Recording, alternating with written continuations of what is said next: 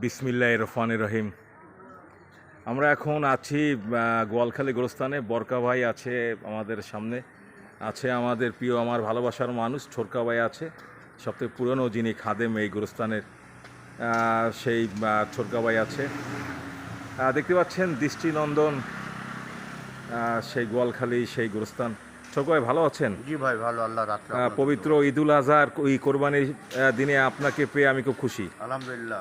জি, আমাদের পরিবারের পক্ষ থেকে আপনাকে ভালোবাসা। জি, আলহামদুলিল্লাহ। দেখতে পাচ্ছেন ইসমাইল ভাইরা সবাই আছে, তাদের বিশ্রামাগারে আছে।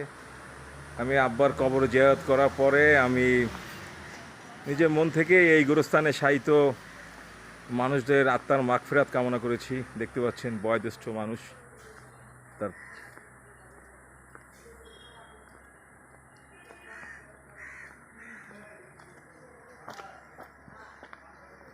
আমি আমাদের আব্বাজান যেখানে শায়িত আছেন, মোহাম্মদ আব্দুল সত্তার খান, দলিউদ্দিন খান, জামিলা বেগমের ছোট সন্তান আমাদের মরহুম আব্বাজান।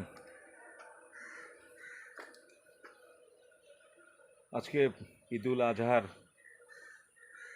জোহরের নামাজ পড়ে পিতার কবরের সামনে সন্তান এসে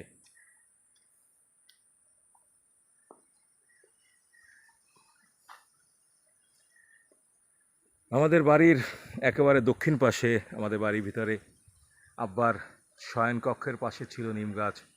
তিনি এখন ঘুমিয়েও আছেন নিম গাছের তলে।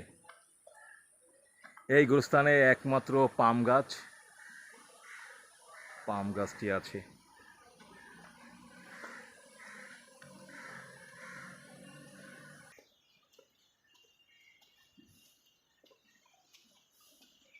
দেখতে পাচ্ছেন রাস্তা থেকে আমাদের মরহুম আব্বাজানের, যেখানে ঘুমিয়ে আছেন, অনন্তকাল ঘুমিয়ে থাকবেন। গোয়ালখালী গোরস্থানে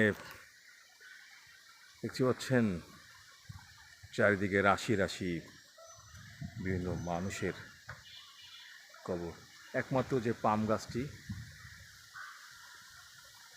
মহান আল্লাহ তাআলা এই গোরস্থানে শায়িত সকল মমিন মমিনা সহ শিশুদের কবর আযাব মাফ করে দিক।